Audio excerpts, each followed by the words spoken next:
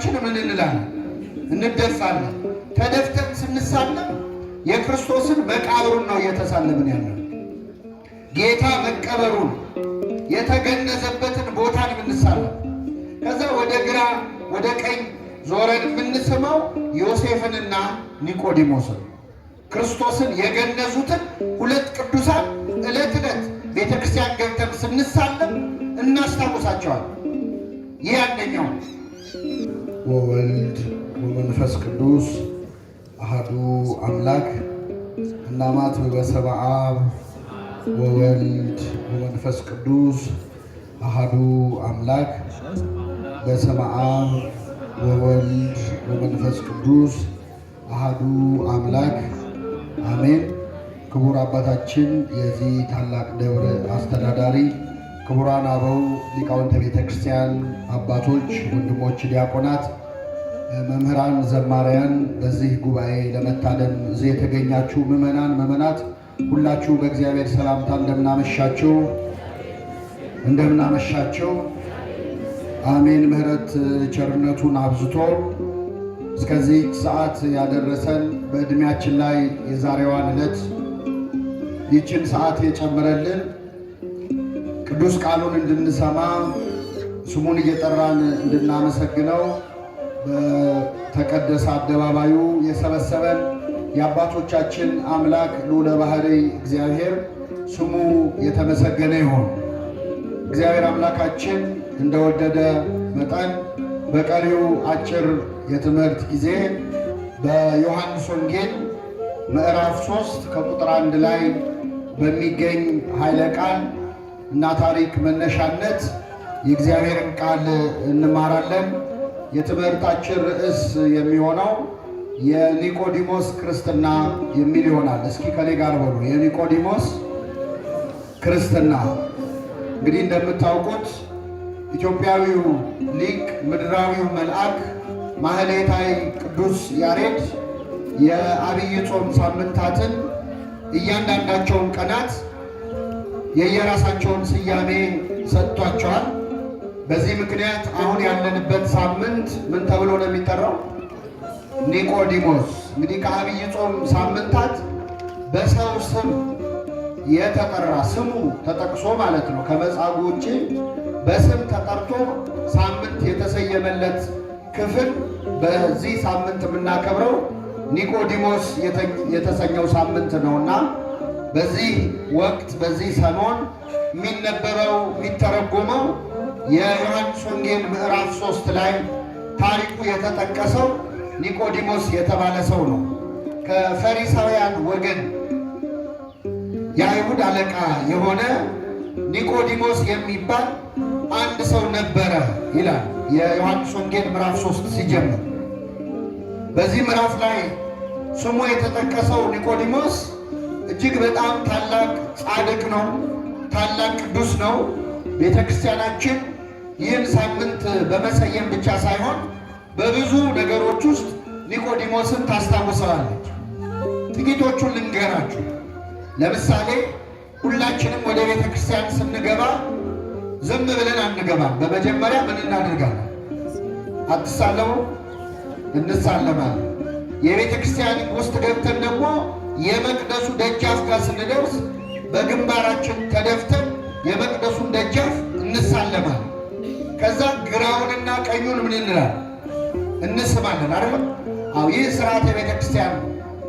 አስተውለን ከተሳለምን ትርጉም አለው። አንዳንዴ ዝም ብለን ነው አንዳንድ ነገር የምናደርገው፣ በልማድ ነው።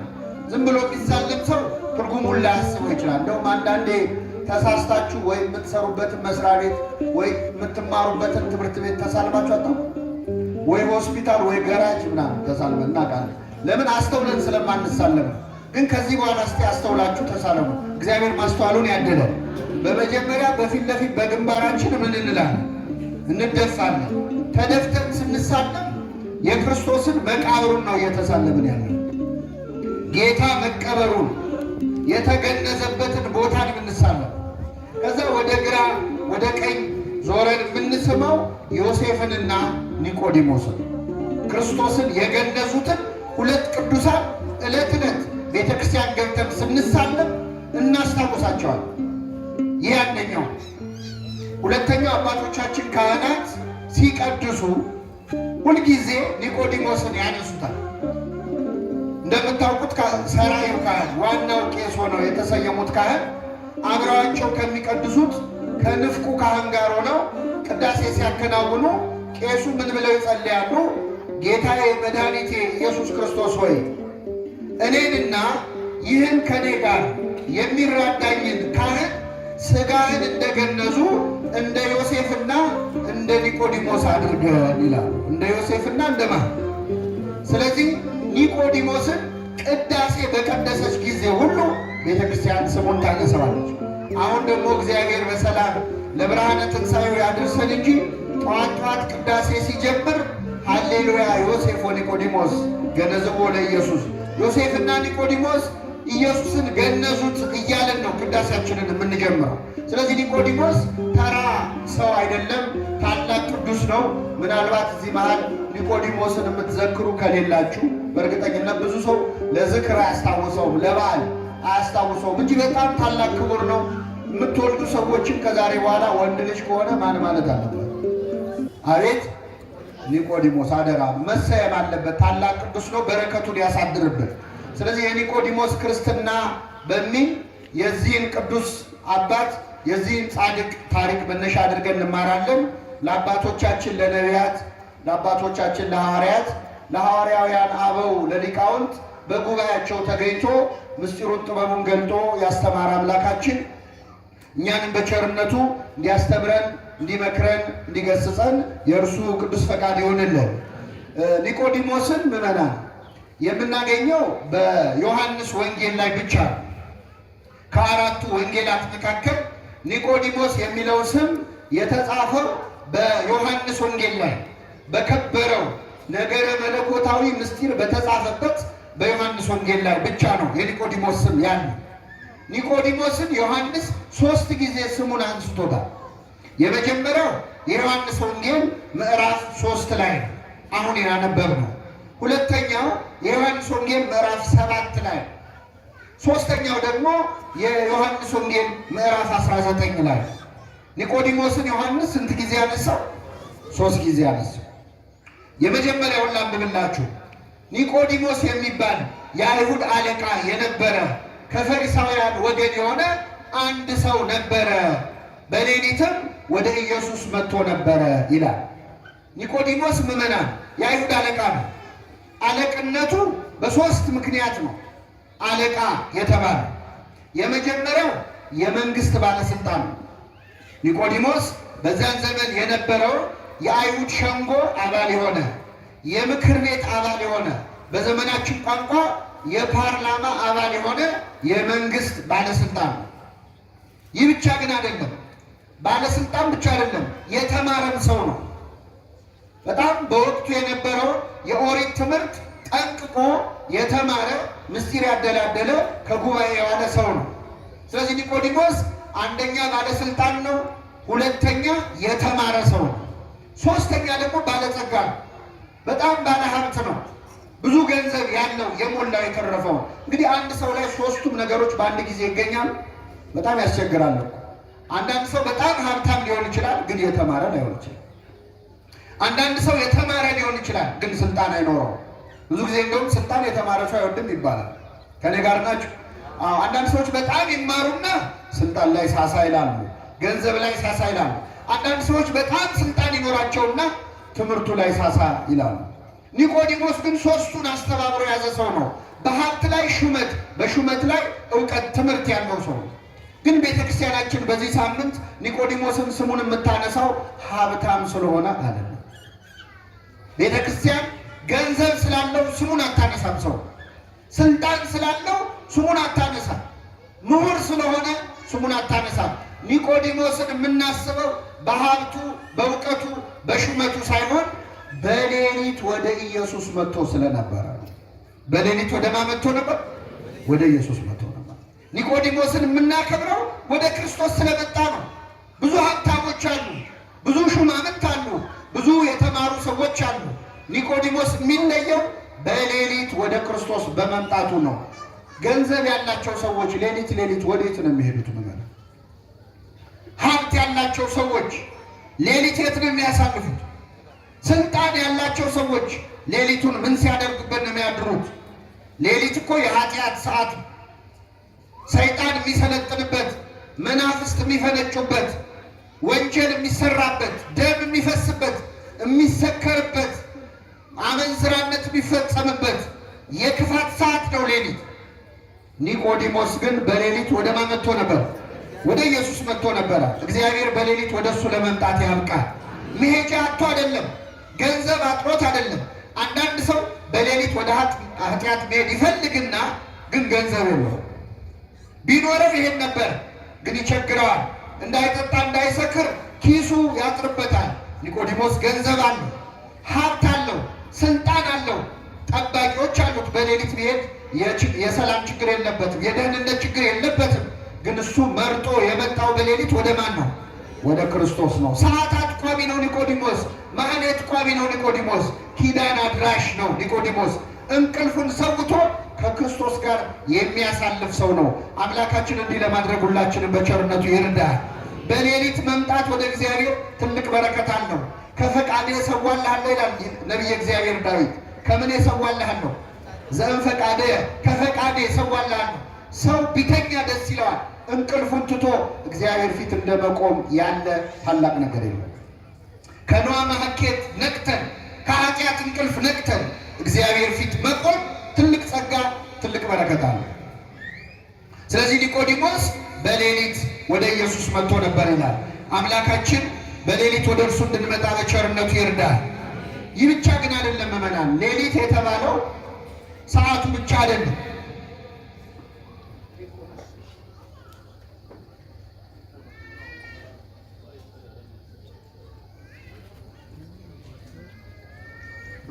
ከኔ ጋር ናቸው ምዕመናን? እግዚአብሔር ከሁላችን ጋር ይሁን። ኒቆዲሞስ ወደ ጌታ የመጣው በምን ሰዓት ነው አልኳችሁ? በሌሊት ነው። ግን በሌሊት ማለት ማታ ብቻ አይደለም ምዕመናን። አንዳንዴ በሕይወታችን ቀኑ ሌሊት የሚሆንብን ጊዜ የለም አለ እኮ። ዙሪያው ገደል የሚሆንብን፣ የሚጨልምብን፣ ተስፋ የምንቆርጥበት ሰዓት አለ አይደል? ስለዚህ በጨለመብን ሰዓት፣ ዙሪያው ገደል በሆነብን ሰዓት መምጣት ያለብን ወደ ማን ነው? ወደ ክርስቶስ ነው። በሌሊት ወደ ኢየሱስ መጥቶ ነበር ይላል። አምላካችን በሌሊት፣ አምላካችን በጭንቀት ሰዓት ወደ እሱ የምንመጣበትን ኃይል፣ ብርታት በቸርነቱ ያድለን። አንዳንድ ሰው ሲጨልምበት ራሱን ያጠፋል፣ ሲጨልምበት ራሱን ይገላል፣ ሲጨልምበት ተስፋ ይቆርጣል። ግን መምጣት ያለብን ወደ ማን ነው? ወደ ክርስቶስ ነው። ወደ ክርስቶስ ከመጣህ ሌሊቱ ቀን ይሆናል። እስመ ጽልመትኒ ይጸልም በኀቤከ፣ ጨለማን ባንተ ዘንድ አይጨልምም ይላል። ክርስቶስ ያለበት ጨለማ ቀን ነው። እሱ ያለበት ጨለማ ብርሃን ነው። እሱ ራሱ ብርሃን ስለሆነ ማለት ነው። የጨለመብን ሰዎች በጨለማችን ልክ ብርሃን እንዲሆን ከፈለግን በአምጣነ ጽልመታ ከማሁ ብርሃና ይላል ነቢየ እግዚአብሔር ዳዊት። በጨለማዋ ልክ ብርሃኗም እንዲሁ ነው ይላል። እግዚአብሔር በጨለመብን ልክ ሊያበራልን የሚቻለው አምላክ ነው። ሕይወታችን ለጨለመብን ሰዎች ብርሃናዊ ኢየሱስ ክርስቶስ በቸርነቱ ያብራለን። ስለዚህ ኒቆዲሞስ በሌሊት ወደ ማን መጥቶ ነበር አልኳችሁ? ወደ ኢየሱስ መጥቶ ነበር። ይህን ያህል ካመሰገን ነው ግን ምዕመናን፣ ኒቆዲሞስ በሌሊት የመጣው ወደ ክርስቶስ መምጣቱን እናደንቃለን፣ እናከብራለን። ግን ደግሞ በሌሊት የመጣው ለጥሩ ምክንያት ብቻ አይደለም። ኒቆዲሞስ በሌሊት የመጣው በክርስቶስ አፍሮ ስለነበረ ነው። ይገርማቸዋል። በዚያን ጊዜ የአይሁድ ሸንጎ አባል የሆኑ ጸሐፍት ፈሪሳውያን ከክርስቶስ እግር ስር ቁጭ ብለው ሲማሩ ከታዩ የአይሁድ ሸንጎ ውስጥ እንዲገቡ አይፈቀድላቸውም ነበር። ስልጣናቸው ይነካ ነበር፣ ከሹመታቸው ይባረሩ ነበር። ስለዚህ ኒቆዲሞስ በሌሊት የመጣበት ምክንያት ምንድን ነው? ስልጣኑ ሳይነካ፣ የክርስቶስ ተማሪ መሆኑ ሳይታወቅ፣ ማንም ሳያየው ከጌታ ለመማር ነበር። ከኔ ጋር ናችሁ? ስለዚህ በክርስቶስ ምን ብሏል ማለት ነው? አፍሮበት። በአምላካችን ከማፈር በቸርነቱ ይሰውራል። አይገርማችሁ? ፈርቶ ነበር። በጨለማ ሰው አየኝ አላየኝ ብሎ። አንደኛ አስቡት፣ ኒቆዲሞስን ያህል የተማረ ሰው ቁጭ ብሎ በእድሜ ከሱ ከሚያንሰው የ30 ዓመት ጎልማሳ ከሆነው ከክርስቶስ እግር ስር ቁጭ ብሎ ሲማር ሰዎች ሲያዩት ምን ይሉታል? ውይ እኛ እኮ የተማረ ነው ብለን እናስብ ነበር። ገና ትምህርት እየጀመረ ነው እንዴ? ከታናሹ ይማራል እንዴ እንዳይሉት በጨለማ ተደብቆ መጣ። አባቶቻችን ተከብሮ ያደርጋል ደንቆሮ ይላሉ። መከበር ያደነቁራል። አንዳንድ ሰው ሲማር ላለመታየት ብሎ ይደበቃል። ስለዚህ ኒቆዲሞስ ተደበቀ። የመጣው በጨለማ ነበር። አንዳንድ ሰዎች ስልጣን ላይ ያሉ ሰዎች ወደ እግዚአብሔር ቤት ሲመጡ ይፈራሉ። ተደብቀው ተሸፍነው ኮፍያ አድርገው መነጽር አድርገው ማስክ አድርገው የሚመጡ ሰዎች አሉ። ለምን? አይ ለስልጣኔ ጥሩ አይደለም፣ እዚህ ቦታ ላይ ከታየው ለእኔ ጥሩ አይደለም፣ የሚያበላሽብኝ ነገር አለ የሚለዋል።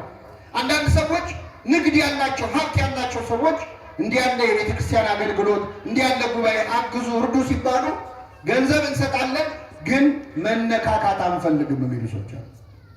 ስራችንን ያበላሽብናል፣ ሃይማኖተኛ መስሎ መታየት አንፈልግም የሚሉ ሰዎች አሉ። በክርስቶስ የሚያፍሯል። እውቀት ያላቸው የተማሩ ሰዎች በዲግሪ ላይ ዲግሪ በፒኤችዲ ላይ ፒኤችዲ የደራረቡ ሰዎች እዚህ መጥቶ እግዚአብሔር እግር ስር ቁጭ ለማለት ትትና የሚጎላቸው ሰዎች አሉ። አረ ምንም ፒኤችዲ የማያስፈልገው እኛ ራሳችን እኮ በክርስቶስ እናፍራለን። አናፍረው? አንዳንዴ እኮ ለመሳለም የሚያፍር ወጣት አለ እዚህ ማለት ሰው ሳያየው ግራ ቀኝ አይቶ እንዲሳለማሉ። መስቀል ለመሳለም ሄዶ ካህን ፊት መስቀል ለመሳለም የሚያፍር አለኛ ማለት ጸሎት አድርጎ ምግብ ለመብላት የምትሰሩበት ቦታ የምንሰራበት ቦታ የምናፍር ሰዎች አሉ። ግራ ቀኝ አይቶ የሚያማትባል። አሁን እግዚአብሔር በእኛ ሳያፍር እኛ በእግዚአብሔር ማፈር ነበረው? የምናሳፍረው እኮ እኛ ነው። ለማማተብ የሚያፍራል። ማተብ አስሮ ለመታየት ነጠላ ለብሶ ለመሄድ አሁን ወደዚህ ሲመጣ ከቢሮ ከሚሰራበት ቦታ ወይ ከትምህርት ቤት የት ነው የምትሄጂው የት ነው የምትሄደው ሲባል እዚህ ደርሼ መጣሁ የሚሉ ሰዎች አሉ። ነጠላቸውን አጣጥፈው ቦርሳ ውስጥ የሚደብቁ ነው። ይሄ የኒቆዲሞስ ችግር ነው። በክርስቶስ አፈረበት። ወጣት ሆኖ እንደሚጾም እንደሚጸልይ እንደሚሰግድ ለመናገር የሚያፍራል። ጓደኞቹ ኋላ ቀር እንዳይሉት ሃይማኖተኛ እንዳይሉት። ድሮ ተማሪ ያለን ቤተ ክርስቲያን የምንሄድ ልጆች ወጨጌ የሚል ስም ነበረ። እየሰማችሁ ነው? ምን የሚል ወጨጌ? የፓትርያርኩ ስም ላይ ያለ አይደል? ወጨጌ ዘመንበረ ተክለ ሃይማኖት እና ወጨጌ ነው ገሌ ይባል ነበር። እና ያን ፍራቻ ብዙ ሰው ወደ ቤተ ክርስቲያን መምጣት ይፈራል። መንፈሳዊ ሆኖ መታየት ይፈራል። ክርስቶስን መምሰል የሚያሳፍርበት ጊዜ ነበረ። እንደዚህ አይነት ፍረት ያለብንን ሰዎች እግዚአብሔር በቸርነቱ ይርዳል። ኒቆዲሞስ በሌሊት እየፈራ እየተባ ሰው አየኝ አላየኝ እያለ ወደ ክርስቶስ መጣና ምን አለው መሰላችሁ? መምህር ሆይ አንተ የምታደርገውን ተአምር እግዚአብሔር ከእርሱ ጋር ካለ በቀር ማንም ሊሰራ እንደማይችል ከእግዚአብሔር ዘንድ መምህር ሆነህ እንደመጣ እናውቃለን አለው። ክርስቶስን አደነቀው። ዮሐንስ ወንጌል ምዕራፍ 2 ላይ አሳና እንጀራ ማነው ውሃውን ወደ ወይን ለውጦ በቃና ዘገሊላ መመገቡ፣ ድውይ መፈወሱ፣ አጋንንትን መገሰጹን ሰምቷል ኒቆዲሞስ። ስለዚህ ምን አለ? መምህር ሆይ አንተ የምታደርገውን ተአምር እግዚአብሔር ከእርሱ ጋር ከሆነ ሰው በቀር ማንም ሊያደርግ እንደማይችል ከእግዚአብሔር ዘንድ መምህር ሆነ ተልከህ እንደመጣ እንደኔ የአይሁድ መምህር የሆንከው በትምህርት ቤት አይደለም፣ እግዚአብሔር ልኮህ እንደሆነ እናውቃለን አለው። ይህን ጊዜ ክርስቶስ ምን መለሰለት መሰላችሁ? ሰው ዳግመኛ ካልተወለደ በቀር የእግዚአብሔር መንግስት ምን አይልም አያያትም። አይወርስም ሳይሆን ምን አይላት ሊያይ አይችልም። ኒቆዲሞስ ባለጸጋ ነኝ ብሎ ነው የመጣው። የተማርኩ ነኝ ብሎ ነው የመጣው። ባለስልጣን ነኝ ብሎ ነው የመጣው። ኧረ ገና አልተወለድክም፣ ልትወለድ ያስፈልጋል አለው ክርስቶስ። ገና መወለድ ያስፈልጋል። እኔን መምህር ሆይ ስላል እንዳንተ ያለ የለም ስላልከኝ አይደለም የምትድነው። መንግስተ ሰማያትን የምትወርሰው ድጋሚ ስትወለድ ነው። ሰው ድጋሚ ካልተወለደ በቀር የእግዚአብሔር መንግስት ምን አይልም አያያትም። ይህን ጊዜ ኒቆዲሞስ ጠየቀ፣ እንዴ ሰው እንዴት ከሸመገለ በኋላ ድጋሚ ሊወለድ ይችላል? ወደ እናቱ ማህፀን እንዴት ድጋሚ ገብቶ ድጋሚ ይወጣል? ድጋሚ መወለድ ማለት ምን ማለት ነው አለ። ትክክለኛ ጥያቄ ነው። ክርስቶስ መለሰለት። በትክክል ስንጠይቅ ይመልሳል እግዚአብሔር። ስለዚህ መለሰለት። ምን አለው? ሰው ዳግመኛ ከውሃና ከመንፈስ ካልተወለደ በቀር የእግዚአብሔር መንግስት አያያትም። ከምንና ከምን? ከውሃና ከመንፈስ ብሎ ተረጎመው። ከውሃና ከመንፈስ፣ ከአብራ ከመንፈስ ቅዱስ ከማህፀነ ዮርዳኖስ ብላ ተርጉመዋለች ቤተክርስቲያናችን። መንፈስ ቅዱስን እንደ ወንድ ውሃውን ደግሞ እንደ ሴት አድርጋ እንደ ማህፀን አድርጋ ከአብራ ከመንፈስ ቅዱስ ከማህፀነ ዮርዳኖስ ድጋሚ ካልተወለደ ወይም ካልተጠመቀ የእግዚአብሔር መንግስት ምን አይልም አያያትም። ክርስቶስ ምስጢረ ጥምቀትን ነው የነገረው። ከኔ ጋር ናችሁ ምዕመናን? አሁን ዝም ብዬ ነው እንጂ የምተርክላችሁ። በነገራችን ላይ እዚህ ቁጭ ብላችሁ የምትሰሙ ሁላችሁ በህይወታችሁ ለመጀመሪያ ጊዜ የሰማችሁት ወንጌል አሁን ያነበብኩትን ነው። መቼ መሰላችሁ? ስትጠመቁ በ40 እና በ80 ቀን ክርስትና ስንነሳ የሚነበበው ወንጌል ዮሐንስ ወንጌል ምዕራፍ 3 ከቁጥር 1 ጀምሮ ያለው ነው። ሰው ዳግመኛ ከውሃና ከመንፈስ ካልተወለደ የእግዚአብሔር መንግስት ምን አይነት ትዛጋችሁ። ክርስትና ስትነሱ አልሰማችሁትም? ለነገሩ የዛን ቀን ቢዚ ነበራችሁ ጡት እየጠባችሁ። ሁላችንም ግን ስጋችን ባይሰማው ምናችን ይሰማው? ነፍሳችን ይሰማው። ሰው ዳግመኛ ካልተወለደ ወይ ካልተጠመቀ የእግዚአብሔር መንግስት ምን አይነት አይወርስም። ይህ ጊዜ ኒቆዲሞስ ጠየቀ። ከኔ ጋር በሉ፣ ይህ እንዴት ሊሆን ይችላል? ቅድማውን ሰው እንዴት ድጋሚ ይወለዳል አለ። ትክክለኛ ጥያቄ ነው፣ ክርስቶስ መለሰለት። ሁለተኛው ጥያቄ ግን እንዴት ሊሆን ይችላል? የቅድሙ ጥያቄ ከእውቀት ማነስ የተጠየቀ ነው። የአሁኑ ጥያቄ ግን ከእምነት ማነስ የተጠየቀ ነው። እግዚአብሔር እውቀት አንሶን ስንጠይቅ ይመልስልናል። እምነት አንሶን ስንጠይቅ ግን ይገስጸናል። አሁንም በቤታችን የጠየቀችው ከእውቀት ነው። ወንድ ስለማላውቅ ይህ እንዴት ይሆናል አለች። እንዴት ያለ ወንድ እንዴት ይወለዳል? ትክክለኛ ጥያቄ ነው። መንፈስ ቅዱስ ይጸልልሻል፣ የሉል ኃይልም ያድርብሻል ስትባል እንደ ቃል ይደረግልኝ ብላ ተቀበለች። ኒቆዲሞስ ግን ክርክር ነው ያዘው። ለዚህ ነው እመቤታችንን እንደ ዘካርያስ ሳትጠራጠሪ እንደ ኒቆዲሞስ ሳትከራከሪ ያመንሽ ብፅዕት ነሽ እንላታለን። ኒቆዲሞስ ክርክር ነው የገባው። እግዚአብሔር እውቀት አንሶ ስትጠይቅ ይመልስልሃል፣ እምነት አንሶ ስትጠይቅ ግን ይገስጻል። ስለዚህ ክርስቶስ ገሰጸው ኒቆዲሞስን። ምን ብሎ ገሰጸው መሰላችሁ? አንተ የአይሁድ መምህር ስትሆን ይህንን አታውቅም አለ። አባቶቻችን ምን ይላሉ? አለምልሞ ገሰጸው ይላሉ። ምን ብሎ ገሰጸው? አንተ የአይሁድ ምን ስትሆን መምህር፣ አንተ የተማርክ ሰው አይደለህ እንዴ? ትልቅ ሰው አይደለህ እንዴ? እንዴት ይህንን አታውቅም ብሎ አለምልሞ አክብሮ ገሰጸው ይላል። ክርስቶስ የማያስተምረን ነገር የለም። ሰው መገሰጽ ከፈለጋችሁ መጀመሪያ ማክበር ያስፈልጋል። አያስፈልግም? እርሱ አሁን ትልቅ ሰው አይደሉ እንዴ? አንቺ ስንት ነገር የምታውቂ ልጅ አይደለሽ እንዴ ብላችሁ ብትቆጡ ሰው ይሰማቸዋል። እኛ ችግራችን በስድብ ነው የምንጀምረው። አንተ እኮ አይገባም ብለህ ጀምረህ እንዴት ይሰማል? አለምልሞ መገሰጽ ማለት ንግግሩ አይደለም። ንግግራችሁ በጨው እንደተቀመመ ይሁን ይላል ክርስቶስ። በምን እንደተቀመመ? እኔ አንድ ቀላል ጥያቄ ልጠይቃችሁ፣ ወንዶቹን መልሱልኝ። አንድ ሰው መጥቶ አንተ ውሻ ከሚላችሁና የኔ ውሻ ከሚላችሁ እስቲ መልሱልኝ። ሁለቱም እኮ ውሻ ነው አይደለም? አንተ ውሻ ሲላችሁ ደስ ይላችኋል? ትናደዳላችሁ። የኔ ውሻ ሲልስ ትሽኮረመማላችሁ። ግን ውሻ እኮ ነው ሁለቱም። በፍቅር ሲነገር ግን ውሻ ራሱ መባል ፍቅር ነው። ሰው ፀጉሩን ያካል የኔ ውሻ ሲባል ይቅለሰለሰናል። እህቶቻችን አሁን ጫማ ሰሪ ቤት ሄዳችሁ ጫማ ቤት ሄዳችሁ ጫማ ሰሪው ጫማው ጠቦሻል ከሚልሽና እግርሽ ትልቅ ነው ከሚልሽ እስቲ መልሱልኝ። ቆይ ጫማው የጠበበሽ ምን ስለሆነ ነው? አቤት እግር ትልቅ ስለሆነ ነው ጫማ የሚጠባው። ግን ጫማው ጠቦሻል ካለ እውነትን ነው ጠቦኛል ያለ። እግርሽ ትልቅ ነው ካለ ግን የሰው የሥነ ስርዓት የለውም። ይሳደባል እንደ ነው። ግን እውነት እኮ ነው። እግር ከተለቀ ጫማ የሚጠባ። ንግግር እንዲሰማም እንዳይሰማም የሚያደርገው አነጋገራችን። እኛ የሰው ጆሮ ቆርጠን ነው ንግግር የምንጀምረው፣ ተሳድበን ነው። ክርስቶስ ግን አለምልሞ ገሰጸው። አንተ የአይሁድ መምህር ስትሆን፣ ትልቅ ሰው ስትሆን፣ የተማርክ ስትሆን ይሄ እንዴት ይጠፋሃል? ሰው እንዴት ድጋሚ እንዴት ሊወለድ ይችላል? እንዴት ትላለህ? ከስጋ የተወለደ ስጋ ነው፣ ከመንፈስ የተወለደ መንፈስ ነው። እኔ ያልኩ ስለ ስጋ ልደት አይደለም፣ ስለ መንፈስ ልደት ነው። ነፋስ ወደ ወደደው ይነፍሳል። ከወዴት እንደመጣ ወዴትም እንደሚሄድ አታውቅም። መንፈስ ቅዱስም በወደደው ሰው ላይ ያድራል። ከወዴት እንደመጣ ወዴት እንደሚያድር አታውቅም። ይህ መንፈሳዊ ነገር ነው ብሎ ክርስቶስ ለኒቆዲሞስ አስተማረው። ኒቆዲሞስ ፈራ ተባ እያለ በክርስቶስ አፍሮ ራሱን ኮፍሶ ምሁር ነኝ ባለስልጣን ነኝ ብሎ አስቦ ክብሩን ጠብቆ ሊማር በጨለማ ሲመጣ ክርስቶስ እንደምታስበው ትልቅ ሰው አይደለህም፣ ገና ልትወለድ ያስፈልጋል። ትሕትናን አስተማረው። ተኮፍሶ መጥቶ ትሑት ሆኖ ተመለሰ። አምላካችን ፈራ ተባብለን በእምነታችን አፍረን ወደሱ ብንመጣ ማንነታችንን አውቀን እንድንሄድ ማድረግ ይችላል። ሁላችንም በቸርነቱ ያድርግልን። ይህ እንግዲህ የመጀመሪያ ኒቆዲሞስን የምናገኘው ዮሐንስ ወንጌል ምዕራፍ 3 ላይ፣ ሁለተኛ ምዕራፍ 7 ላይ ኒቆዲሞስ የተጻፈው ስሙ የዮሐንስ ወንጌል ምዕራፍ 7 ላይ ምን ሆነ መሰላችሁ?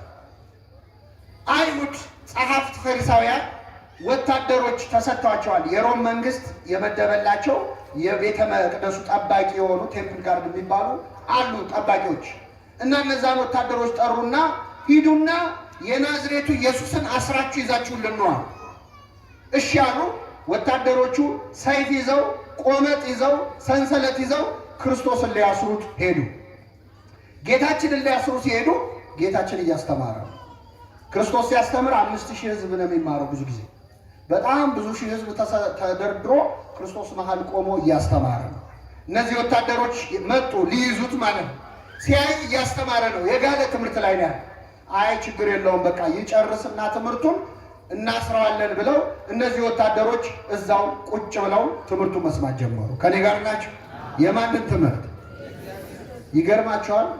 ቁጭ ብለው የክርስቶስን ትምህርት ሲሰሙ ወታደሮቹ ተመስጠው ለምን እንደመጡ ረሱት። የክርስቶስ ትምህርት እኮ ሁሉን ያስረሳል አይደል? እንኳን የክርስቶስን የእኛን ኃጢአተኞቹን ትምህርት ቁጭ ብላችሁ እየሰማችኋል። የክርስቶስ ትምህርት እኮ የጌታ ትምህርት ከራሱ ከጌታ ማለት የእግዚአብሔርን ቃል ከእግዚአብሔር መማር የራሱ ቃል ነው፣ መለኮታዊ ቃል ነው። ብፁዕ ቅዱስ አቡነ ሽኖዳ ምን ይላሉ? ምነው ዓለምን ዛሬ ያጥለቀለቀው የድምፅ መቅረጫ ምነው የዛኔ በኖረ ኖሮና የጌታን ድምፁን ተቀርጾ በሰማ ነው ነበር። ድምፁን ብንሰማው ደስ አይላችሁ ምዕመናን? አምላካችን ድምፁን ያሰማል። የእሱ ድምፅ እኮ ሐዘንን ያርቃል፣ ይነቅላል፣ ነፍስን ሰላም ይሰጣል፣ ያረጋጋል፣ ንጹህ ያደርጋል። ከሰማችሁት ቃል የተነሳ ንጹሐን ናችሁ ይላል። የክርስቶስ ትምህርት ንጹህ ያደርጋል። ቃል እግዚአብሔር ቃል ንጹህ ይላል። የእግዚአብሔር ቃል ንጹህ ነው። ራሱ እግዚአብሔር ሲናገረው ደግሞ የበለጠ ይነጻል። እሱ የታመመውን ዳን ሲለው ይድናል፣ የሞተውን ተነስ ሲለው ይወጣል። ድምፁን ብንሰማ እኮ የሞተ ማንነታችን ይፈወስ ነበር። አምላካችን ድምፁን ያሰማል። እና እነዚህ ደቀ መዛሙርት ማን ነው ወታደሮች ጌታ ሊያስሩ መጥተው ቁጭ ብለው ትምህርቱን ሲሰሙ ዋሉና በሰላም ግቡ ሲባል አሜን ብለው ወደ ቤታቸው ሄዱ። ምን ሊያደርጉ ነው የመጡት? ሊይዙት። ጸሐፍት ፈሪሳውያን ሲያዩአቸው ባዶ እጃቸውን ናቸው። የት አለ አላቸው። ማ አሉ። እንዴ አስራችሁ ይዛችሁ ነው ብለናል እንዴ ላክናችሁ አሏቸው። ኧረ እኛ እስከ ዛሬ እንዲህ ያስተማረ ሰው በዓይናችን አይተን አናውቅም፣ እንዲህ ያለ አስተማሪ አይተን አናውቅም አሉ። ጸሐፍት ፈሪሳውያን ተበሳጩ። የእሱን ትምህርት እኮ የወደዳችሁት እናንተ ያልተማራችሁ ተራ ሰዎች ስለሆናችሁ፣ እውቀት ስለሌላችሁ። ላልተማረ ሰው ነው የእሱ ትምህርት የሚሆነው። እስቲ አንድ የተማረ ሰው የእሱን ትምህርት ቁጭ ብሎ ተምሮ ያውቃል ወይ? አንድ የተማረ ትልቅ ደረጃ ላይ ያለ ሰው የእሱን ትምህርት የተማረ አለ ወይ አሉ አይሁድ። አለ የለም? መልሱልኝ ምዕመናን። ማ ይገርማቸዋል። ኒቆዲሞስ እዛ ቦታ ላይ ቆሟል። ይሄ ወሬ ሲወራ ይሰማል። አንድ የተማረ ሰው የእሱን ትምህርት ተምሯል ወይ ሲባል ኒቆዲሞስ እዛ ቁጭ ብሏል። ኧረ እኔ ያለው ተምር ያለው እንዳይል ፈራ። የተማረውም በቀን ሳይሆን በምንድን ነው? ተደብቆ ነው አይደለም? ስለዚህ ኧረ እኔ ያለው እኔ እኮ ተምር ያለው እንዳይል ፈራ። ዝም እንዳይል ደግሞ ቆጭ። እንደው አሁን እንዴት ብዬ ዝም እላለሁ አለና እዚህ ላይ አስተያየት አለኝ አለ ኒቆዲሞስ። እዚህ ላይ አስተያየት አለኝ አለ። ምንድን ነው አሉት ጸሐፍት ፈሪሳውያን። አሁን እሱ የተማረ ሰው ነው፣ ሊንቁት አይችሉም። ምንድን ነው ሲሉት እኛ ሄደን ያስተማረውን ነገር ሰምተናል ወይ? አልሰማንም። ሄደው የተማሩት ወታደሮቹ ናቸው አይደለም? እኛ የተናገረውን ሳንሰማ ያስተማረውን ሳናውቅ በእሱ ላይ እንፈርድ ዘንድ ሕጋችን ይፈቅዳል ወይ አለ ሲል አይሁድ አሁን አንተ ዝም በል የምታውቃለህ እንዳይሉት የተማረ ሰው ነው አይደለ? በቃ እስቲ ሕጉ ምን እንደሚል ወደ ቤታችን ሄደን እንመርመር አሉ። ስብሰባው ተበተነ ይላል። ከኔ ጋር ናቸው። ምኑ ተበተነ? ኒቆዲሞስ ደፍሮ ስለ ክርስቶስ መመስከር ቢያቅተው ቢያንስ በክርስቶስ ላይ ያመፀውን ስብሰባ ምን አደረገው? በተነው። ይኸውላችሁ ምዕመናን፣ እንደው መልስ መስጠት ቢያቅታችሁ ስብሰባ መበተን ያቅታችሁ? አንዳንድ አሁን የምትሰሩበት መስሪያ ቤት ሰዎች ስለ ቤተ ክርስቲያን የማይሆን ነገር አይናገሩ? ስለ ተዋህዶ ሃይማኖት፣ ስለ እመቤታችን፣ ስለ ቤተ ክርስቲያን፣ ስለ ክርስቶስ የማይሆን ቃል ይናገራሉ። ሲናገሩ ከቻላችሁ ደፍራችሁ መልስ ስጡ። መልስ መስጠት ካቃታችሁ ግን ቢያንስ ስብሰባውን መበተን አያቅታችሁ።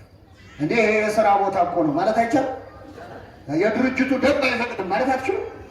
አዎ በሕጉ መሰረት አሁን ያለነው የሥራ ቦታ ነው እንከባበር ብሎ ስብሰባ መበተን አንድ ችሎታ። ኒቆዲሞስ በተንም።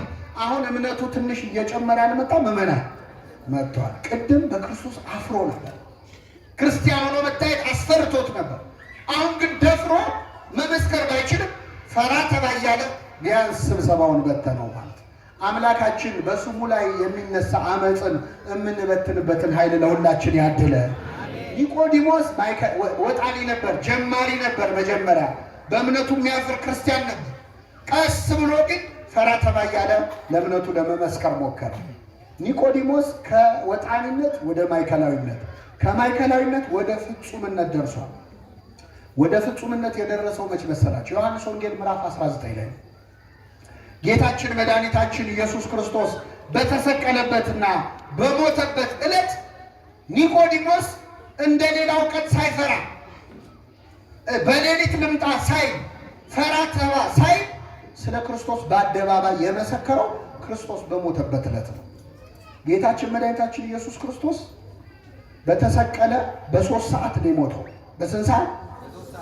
በነገራችን ላይ በታሪክ መስቀል ላይ ተሰቅሎ በ3 ሰዓት የሞተ ሰው ነው።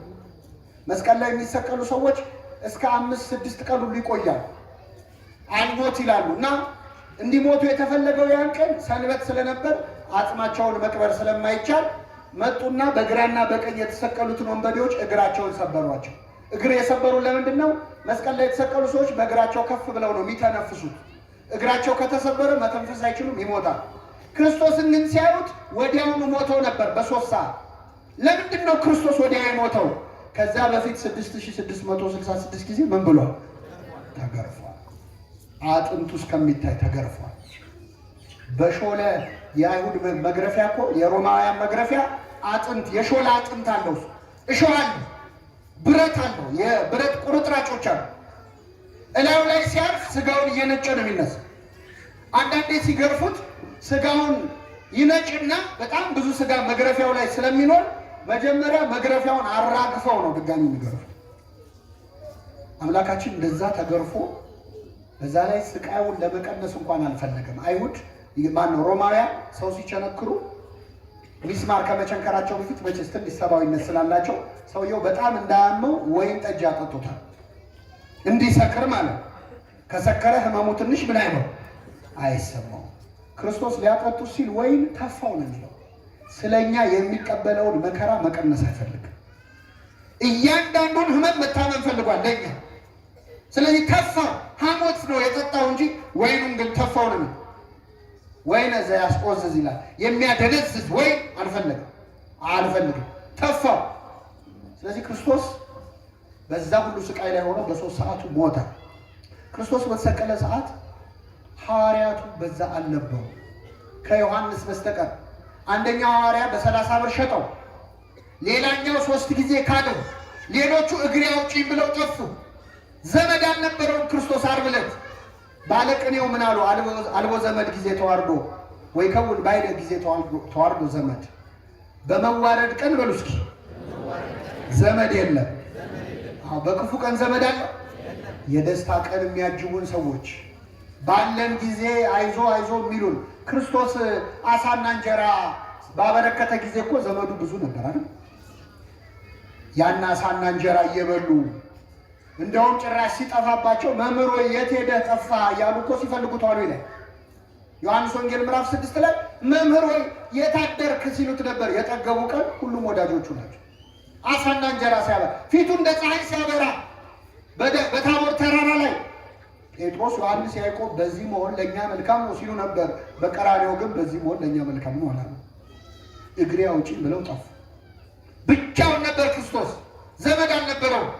ሁላችሁ ብቻዬን የምትተውኝ ሰዓት ይመጣል ብሎ ነግሯቸው ነው። በጭንቀት ሰዓት ክርስቶስ ብቻውን ነበረ።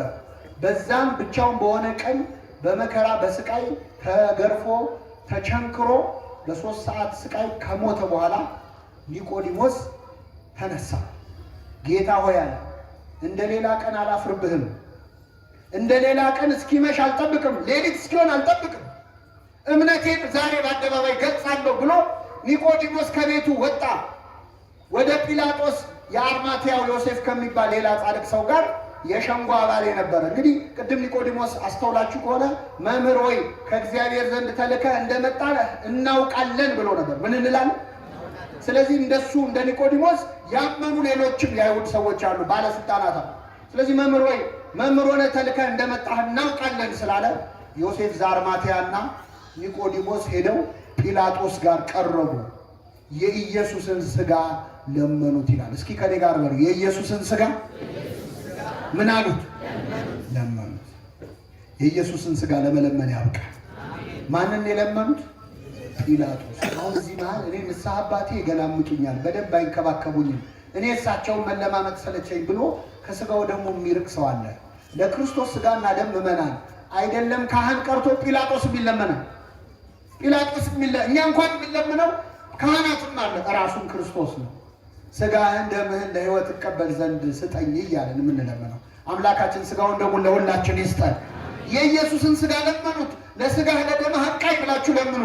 ኒቆዲሞሳዊ ጸሎት ማለት ይሄ ስጠን ለመኑት። ጲላጦስ ደብዳቤ ጽፎ ፈቀደላቸው። ዮሴፍና ኒቆዲሞስ ወደ ክርስቶስ ወደ ተሰቀለበት ቦታ ሄደው ከመስቀሉ አወረዱት ይላል። እንዴት አይነት ክብር ነው ምዕመናን! ከመስቀሉ አወረዱት። ኒቆዲሞስ ያመነው በሰላም ቀን አይደለም፣ በክርስቶስ ያመነው በሞተበት ቀን ነው። ቀና ብሎ አይቶ ይታዘበኛል እንኳን በማይልበት ቀን፣ በሞተበት ቀን በክርስቶስ አመነ።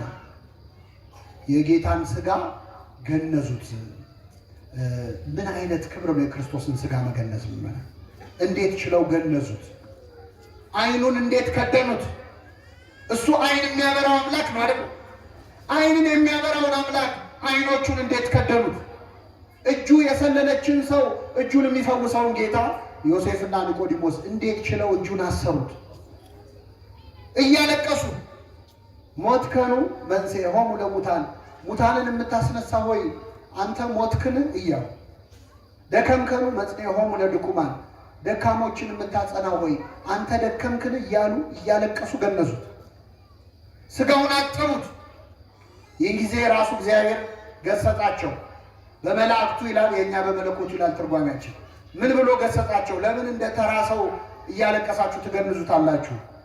እያመሰገናችሁ ገንዙት ተብለው ጸሎት ተሰጣቸው። አሁን ዛሬ ኦሪየንታል ኦርቶዶክሱ፣ ምስራቁም ምዕራቡም ሁሉም የሚጸለየው ጸሎት አለ። ቅዱስ እግዚአብሔር በሉ እስኪ፣ ቅዱስ ኃያል፣ ቅዱስ ሕያው፣ የማይሞት ይህንን ጸሎት እየጸለዩ ማለት ነው። ቅዱስ እግዚአብሔር፣ ቅዱስ ኃያል፣ ቅዱስ ሕያው ዘኢይመውት እያሉ ዮሴፍና ኒቆዲሞስ ክርስቶስን ገነዙት። ውድ ሽቱ አመጣ ዮሴፍ። ማነው? ኒቆዲሞስ። በጣም ውድ ሽቱ። ገንዘቤ ለክርስቶስ ካልሆነ ለማን ይሆናል ብሎ እስከ ዛሬ ሲፈራ ሲተባ ነበር። አሁን ስልጣኔም ገደል ይግባ፣ ሀብቴም ገደል ይግባ፣ ከክርስቶስ አይበልጥም ብሎ ውድ ሽቱ አምጥተው፣ ያቺ ሴት የ300 ዲናር ሽቱ በጌታ እግር ስር አፍሳ ነበር። ዮሴፍ ደግሞ ከሞተ፣ ኒቆዲሞስ ደግሞ ከሞተ በኋላ አምጥቶ በክርስቶስ ፊት ሽቱ አፈሰሰለት። አጠቡት እያለቀሱ። እመቤታችን በዚህ በግብረ ሕማማት ላይ ታመሰግናቸዋለች ዮሴፍና ኒቆዲሞስ። ሐዋርያት ጥለው በሸሹበት ቀን ክርስቶስን አጥበው የገነዙ የአምላክን ሥጋ ያከበሩ ካህናት ዮሴፍና ኒቆዲሞስ ናቸው። አሁን የትንሣኤ ሰሞን ሃሌሉያ ዮሴፍ ወኒቆዲሞስ ገነዝዎ ለኢየሱስ በሰንዱናት። ዮሴፍና ኒቆዲሞስ ኢየሱስን በሰንዱናት ገነዙት። ግን በሦስተኛው ቀን ደግሞ ተነሳ እያለን እንዘምርላቸዋለን። ትልቅ ቅዱሳን ናቸው። በመከራ ቀን ሃይማኖትን መግለጽ እንዴት ያለ ነው! በሰላም ጊዜ በሌሊት መጣ ኒቆዲሞስ፣ በሰላም ጊዜ ፈራ ተባለ። የመከራ ቀን ግን ሞት ቢመጣ ይምጣብኝ ብሎ ሃይማኖቱን ገለጸ። በክፉ ቀን እምነታችንን ለመግለጽ እግዚአብሔር በቸርነቱ ይርዳል። ሰው የሚክደው እኮ በመከራ ቀን ነው አይደል? ነው አይደለም?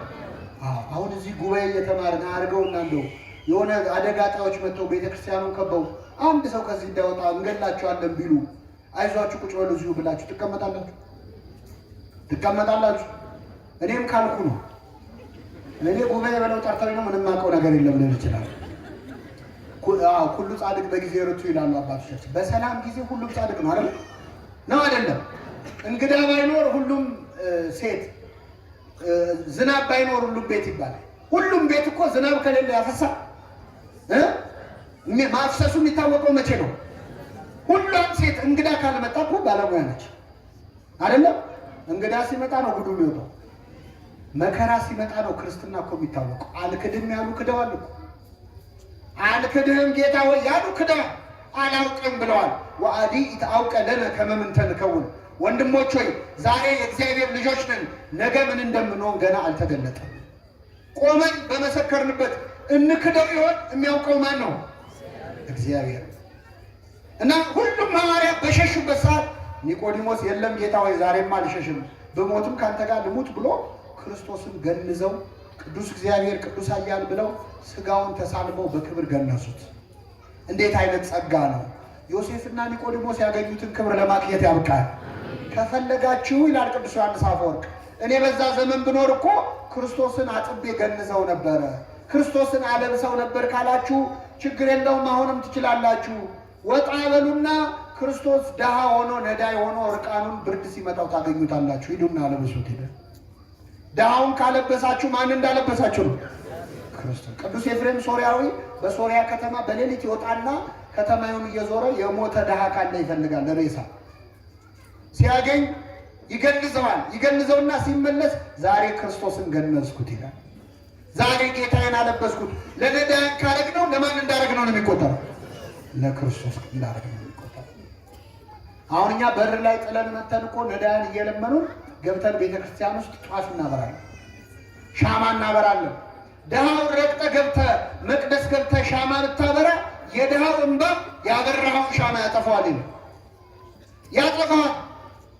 ድሃውን ረግጠህ ከሄድክ ማለት ክርስቶስ በድሃ ውስጥ አለ የለም? አዎ። አባ ቢሾይ የተባለ አባት ያደረገውን ልንገራችሁ። አባ ቢሾይ የመጣ የሄደውን ሰው እግር ያጥብ ነበር። ስራው በቃ እግር ማጠብ። ከኔ ጋር ናችሁ? ምን ጉድጓድ አለችው። እኔ እግዚአብሔር ፈቅዶልኝ ተሳልም ያለው እናንተንም ለመሳለም ያብቃችሁ። ያቺ ጉድጓድ አለች አሁንም ግብፅ ውስጥ እና ጉድጓድ ውስጥ ያጥባል። አጥቦ ሲጨርስ የእንግዳውን እግር ይስማል አይደል? አሁን ቀረ እንጂ እኮ ድሮ ባህላችን እንደዚህ ነው። እግር ይታጠባል፣ ከዛ ምን ይላል? ይሳማል። ከዛ አንድ ቀን እግር አጥቦ የሚስመው ቢሾይ አንድ ቀን እግር አጠበና የሆነን ሰውዬ እግሩን ሳመው። ከኔ ጋር ናቸው? እግሩን ሲስመው እግሩ ላይ በሚስማር የተበሳ ነገር አየ። እግሩ ተቸንክሯል። ማን ነው ማለት ነው? ቀና ብሎ ሲያየው ክርስቶስ ነው። ከዛ ሰገደለት፣ ክርስቶስ ተሰወረ። ስለዚህ ያን ቀን እግሩን ያጠበው የማንን እግር ነው? ደስ አለው። የክርስቶስን እግር እጣቢ ብታገኙ ምን ታረጉታላችሁ? በቃ ጠጣዋለሁ ብሎ ሊጠጣ ጀመረ። ከዛ ደቀ መዝሙሩ ሲመጣ እግር እጣቢ እየጠጣ ዘገን ነው። ጭራሽ ብለበለ እግር እጣቢ መጠጣት ጀመርካ። ና ጠጣ አለ። ኧረ ዞር በል ላንተም ቀፎኛል። ተው ጠጣ። በሶስተኛው እምቢ ሲለው ጌታዬን ያጠብኩት የእሱን እግር እጣቢ ነው አለ። ኧረ አምጣው ልጠጣ ሲል እጣቢው በኖ ተኖ ጠፋ። ከዛ መነኮሳቱ ሰሙ። እንዲህ አባ ቢሾይ እግር አጠበ የክርስቶስን ለእኛ የሚገለጥልን ብለው መጥተው ተሰብስበው ነገሩት። ቅዱሳን የዋህ ናቸው፣ ምቀኝነት የለባቸውም። ደረቱን እየደቃ ለሌላ ኃጢአተኛው ታይተ ለእነዚህ ለመነኮሳት ለምን ለማትታያቸው? ጌታ ሆይ ተገለጸን። ጌታችን ተገለጸና እሑድ ጠዋት ተራራ ጫፍ ላይ ወጥተው ይጠብቁኝ ይገለጽላቸዋል። ታጥበው ተዘጋጅተው በጠዋት ተነስተው እሑድ ከቅዳሴ መልስ ተራራ መውጣት ጀመሩ። ማንን ሊያዩ? ክርስቶስ። ከዛ እየወጡ እያለ አንድ ነዳይ ቁስል በቁስል የሆነ ድሃ እባካችሁ እኔም ከፈወሰኝ ጌታ የለው ይዛችሁ ይውጧል። ኧረ ተው ይሄን ተራራ እኛ ራሳችንን መውጣት ከብዶናል፣ ጭራሽ አንተን ተሸክመንም አይሆንም፣ ዞር በላ። አባ ቢሾይ ሲያየው ይህ ድውይ እያለቀሰ ነው፣ ጌታ ቢያገኘው ይፈውሰዋል አለና ና በቃ ብሎ በትከሻው አዘለው፣ እንቆቆ አድርጎ ይዞ ተራራውን መውጣት ጀመረ። ከኔ ጋር ናችሁ? ሲወጣ የሰውየው ክብደት እየጨመረ መጣ። ሲወጣ አሁን ክብደቱ እንደ ሰውዬ ኪሎ እየጨመረ ነው የሚመጣው ብሎ ቀና ብሎ ሲያየው ክርስቶስ ራሱ። ሰማይና ምድር የማይሸከሙን እኔ እንዴት እሸከማለሁ አለው። ክርስቶስ ባርኮት ሄደ። እነዛ ሰዎች ውሰዱኝ ሲላቸው ጥለው የሄዱት ማንን ነበረ? ክርስቶስን ከፈለጋችሁ ቤተክርስቲያን በር ላይ ካሉት ነዳያን አንዱ ሆኖ ታገኙታላችሁ። እሱን ረግጠን ወጥተን ነው እዚህ ማረን የምንለው። ለዚህ ነው ቅዱስ ዮሐንስ አፈወርቅ መቅደሱን በዕንቁ በጌጥ በወርቅ ታስጌጣላችሁ፣ ክርስቶስ ግን እርቃኑን ሆኖ አይታችሁ ረግጣችሁ ታልፋላችሁ። ድሃው ሲለምን ጥላው ስታልፍ ክርስቶስንም አንተ ስትለምነው አልፎ እንደሚሄድ ወቅ ይላል። ስለዚህ ዮሴፍና ኒቆዲሞስ